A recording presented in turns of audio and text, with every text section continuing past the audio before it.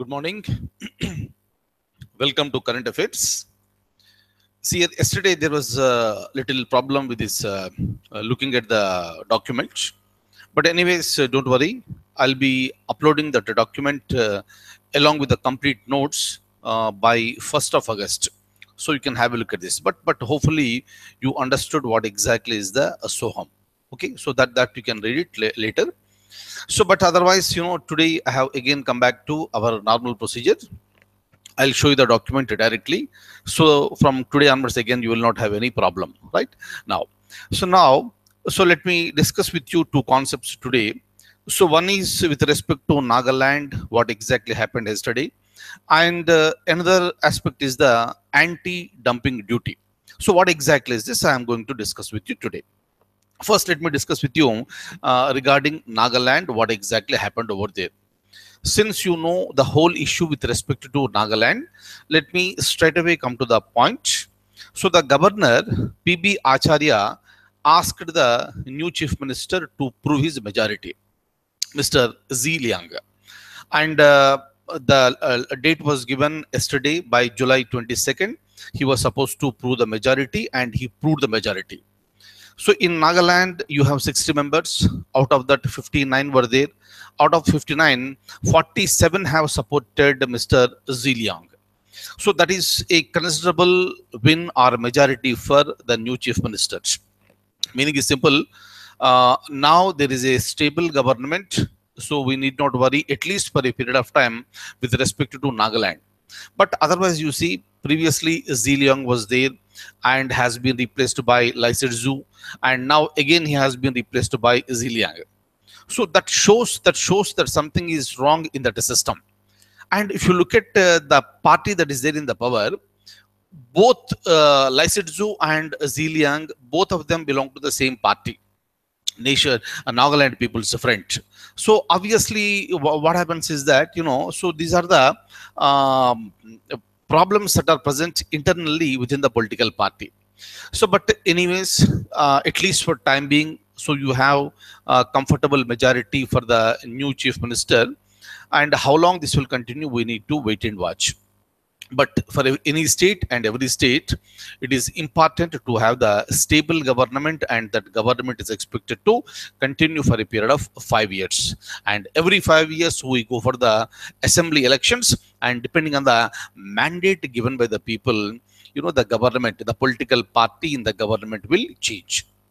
Now, so kindly remember, so when I say trust vote is nothing but governor asking the chief minister to prove his majority. What is the meaning of this?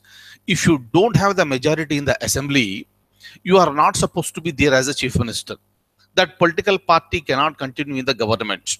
That is the reason why Governor P.B. Acharya asked the chief minister to prove the majority, and the majority was proved. And now Mr. Z. Liang is going to continue as the chief minister.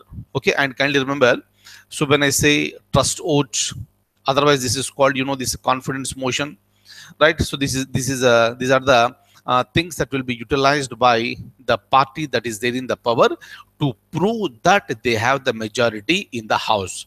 House means assembly. So look at any state in the country. Let it be any state in the country. The government which is there in the state must have the majority in the concerned state assembly. Otherwise, you cannot continue in the government. Am I clear? So that is with respect to Nagaland.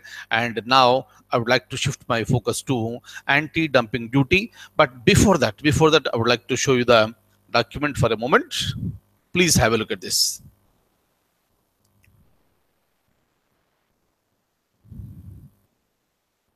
Okay, Nagaland Chief Minister T.R.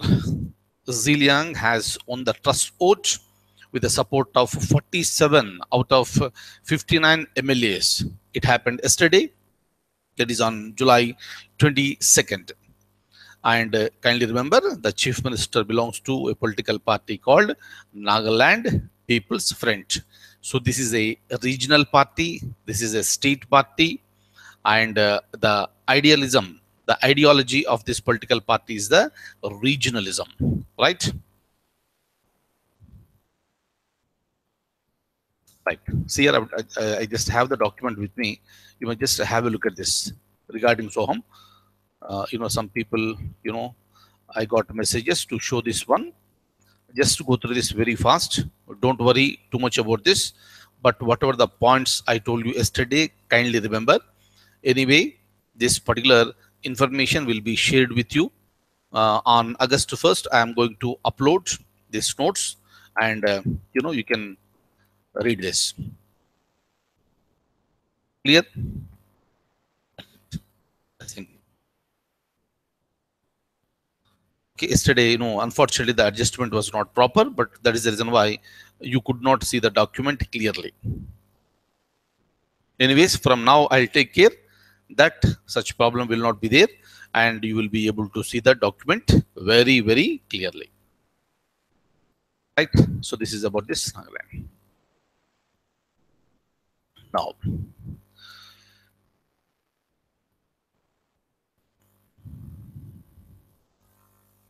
Now, let me tell you regarding anti-dumping.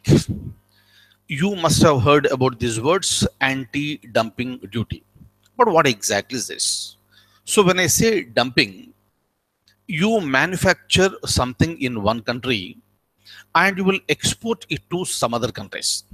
So this is general practice, right? So you manufacture something here and you will be exporting to various countries. Similarly, some other countries are also manufacturing and they are also exporting to various other countries like India.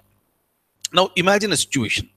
Imagine a situation, say for example, we manufacture, we produce lots of steel. But still, there is a demand, there is a necessity or the demand for importing the steel. Some other country, maybe China or some other country, they are also producing the steel and they will export the steel to India. Already our steel is there, a lot of steel. And they are exporting and we are importing the steel. And if the steel that has been imported from some other country is available at the cheaper rates than our domestic steel, then what happens? Hope you got me. So we have steel and we have some value for that, rate for that. But we are importing, and that country which is exporting to India, India is importing, that country is exporting. And if that goods or steel is available at the cheaper rates when compared to the Indian manufactured steel, then what will happen? Obviously, the people will look for the steel that is cheaper in rate. And what happens to our domestic market? Domestic market will be affected. Hope you are getting this. And it's a very, very dangerous for any country's economy. That is the reason why it's a very common practice throughout the world that almost all the countries in the world, if somebody is dumping their products into some other country, the country that is receiving those products will impose a duty that is nothing but the tax. Duty is the tax, and the tax is called anti-dumping duty. Meaning you are trying to discourage, that particular product to be, imported. So that what is happening, you are trying to protect your domestic market. Am I clear? It's a very common practice throughout the world. All the countries are doing this, and India is also doing this. So hope you are clear this. So right, I made it very clear to you with respect to anti-dumping duties. And very recently what happened, so we have extended this concept for another 5 years. Clear? And kindly remember, say for example, we are importing steel from various countries. And with respect to the this anti-dumping duty, how much should be charged? That all depends on the interest of the government of India. That is the reason why that anti-dumping duty will vary from country to country. Meaning India can say 5% from some other country, India can say 50% from, if the dumping is happening from some other country. Am I clear? So regarding that, I have some information and I would like to show that information to you. And very frequently you will come across with this concept in the newspaper. So now you will be able to understand with this. Clear? I just gave you one example of a steel, but you will be coming across with so many other products also. Clear? And I would like to reiterate once again, India is not just the country which is practicing this, but there are various countries in the world which are imposing anti-dumping duty. Why? Why are you doing this? You have to protect your domestic market. Am I clear? Now, I would like to show you the document. Kindly have a look at this. Look at this. Anti-dumping duty is a protectionist tariff that a domestic government imposes on foreign imports. Some country, say for example, China, South Korea, Japan is exporting and India is importing. So India has to protect its own domestic market. For that reason, it is imposing a tariff, it is imposing a duty, and that it believes that priced below fair market value, right? And whenever the government feels that the products that are coming to India are considerably available at cheaper rates than Indian goods, then anti-dumping duty concept comes into picture. But what is dumping? Look at this. Dumping is a process where a company exports a product at a price lower than the price it normally charges on its own home market. So, to protect local business and markets, many countries impose stiff duties on the products they are being dumped in the national market. That's it. Hope I am clear. So the government has imposed anti-dumping duty ranging from 4.58% to 57.39% of landed value on cold rolled flat products of the stainless steel from where? From China, Korea, European Union, South Africa, Taiwan, Thailand, and United States of America on 17th April of 2014. Okay, and look at this. And this anti-dumping duty on these items were further extended by another 5 years. As per the government notification of 2015, after a sunset review, it was founded that there is a continued dumping of these goods from the above mentioned countries. Even after anti-dumping duty is imposed, there is a continuity of these goods are being dumped into India, right? And the performance of the domestic industry has deteriorated in the current injury period due to the impact of the dumped imports from these countries. They are exporting, meaning they are being dumped into India, and our industry, what is happening to our industry? Our industry is getting deteriorated. Clear? Kindly remember, it is a responsibility of the government to protect our economy, right? Just because some country is exporting, it doesn't mean that we keep on importing and sell at the lower prices, and that will be affecting our local industries. So the dumping is likely to continue, and the performance of the domestic industry is likely to deteriorate if the anti-dumping duty is revoked. Hope you following this, right? And if you revoke, there is a talk that anti-dumping duty has to be removed. It should be revoked. If you remove, what is happening? Our industry is going to be deteriorated, and the performance will be coming down, and ultimately it will affect the Indian economy system.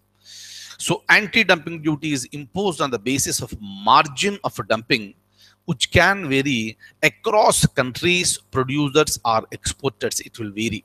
Accordingly, there is a variable rates of anti-dumping duty on different exporting countries, producers or exports. Right? Look at this. The details are given here. Look at this.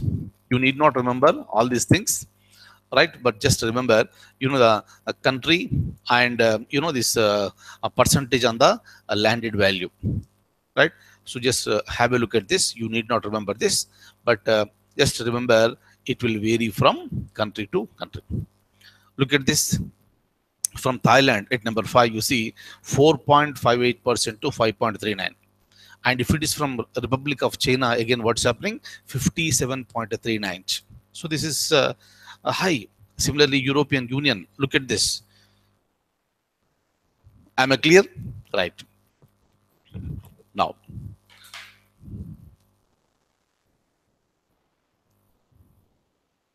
right? So this is one important concept. Very frequently you come across with this, and hope you understood this. What is anti-dumping duty? Why it is being imposed? So whether it varies from country to country or not, whether it is different from exporter to exporter, producer to producer or not. So all the things that are very, very clear to you now. right? And hopefully this whenever and wherever you come across with this concept, so you'll be more comfortable in dealing with this, right? And I'll stop at this stage, and I'll see you tomorrow. And as I said, yesterday's document, today's document and complete month document, I'll be sharing with you, right, as usual by August 1st regarding Soham. If you could not see properly yesterday, don't worry about that. I'll be giving you the complete this information. Fine. So thank you so much and have a wonderful Sunday. Enjoy Sunday, and I'll see you again in the next class. Thank you so much. Take very good care.